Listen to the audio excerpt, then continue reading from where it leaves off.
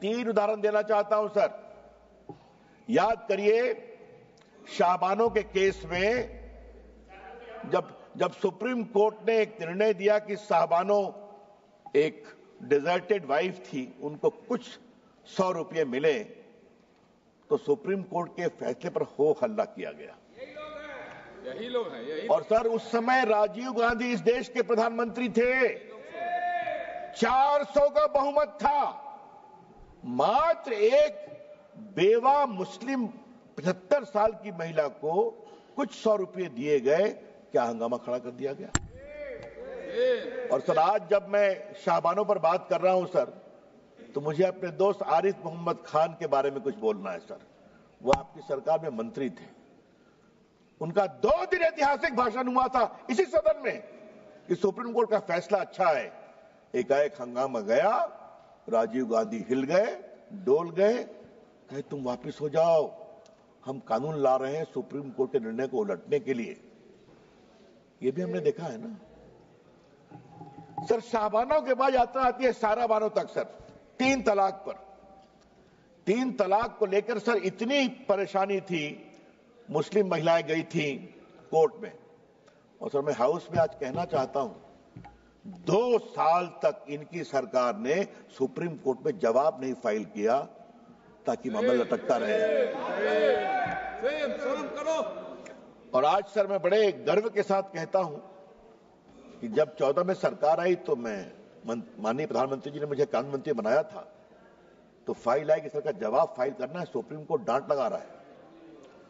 तो मैं गया प्रधानमंत्री जी के पास, तो उन्होंने कहा जाओ कोर्ट के अंदर और कोर्ट के बाहर खड़े हो जाओ कि नरेंद्र मोदी की सरकार 3 तलाक की पीड़ित बनकर खड़ी है। सर, आज मैं all India Muslim personal law के बारे में कुछ कहना चाहता हूं, बोर्ड के बारे में। सुप्रीम कोर्ट में जब 3 तलाक के मामले की सुनवाई चल रही थी, तो all India Muslim personal law board ने कहा कि आप फैसला मत करिए, हम एक निकाहनामा बनाएंगे और पूरे देश में घुमाएंगे कि निकाह करते समय 3 तलाक नहीं दोगे, ये शर्त रखोगे।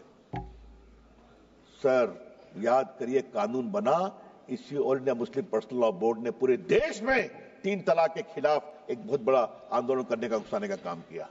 ये भी, और ये लोग सब लोग खड़े हो गए, सब लोग खड़े हो गए।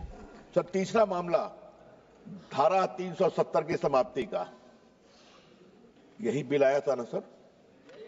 माननीय गृह मंत्री बैठे हैं ना, हिम्मत दिखाई थी ना, सब लोग एक थे ना। देश टूट जाएगा, देश में आग लग जाएगी। आज 370 समाप्त हो गया। आज कश्मीर का विकास हो रहा है, जम्मू का विकास हो रहा है, पूंजी निवेश हो रहा है। और सर, याद करिए, अभी जो चुनाव हुआ है, एक भी बूथ पर रिपोल नहीं हुआ। जो उमर अब्दुल्ला की सरकार बनी है, जहां पाकिस्तानी झंडे लहराते थे, आज वहां लाल चौक में तिरंगा लहराता है और भारत माता की जय बोलते हैं। सर, ये बात मैं क्यों बोल रहा हूं? सर, ये बात मैं क्यों कह रहा हूं सर? मैंने 86 से 20 तक की कहानी बताई। स्वर वही है, सुर वही है, तलखी वही है, चाहे संशोधन लाओ वक्फ में, चाहे लाओ 370 में। तो हम ये भी कहना चाहते हैं कि अब ये नहीं चलेगा, और बड़ी जिम्मेवारी से कहना चाहता हूं सर, एक सवाल उठाने की इच्छा होती है, वोट बैंक के लिए देश कहां तक जाएगा?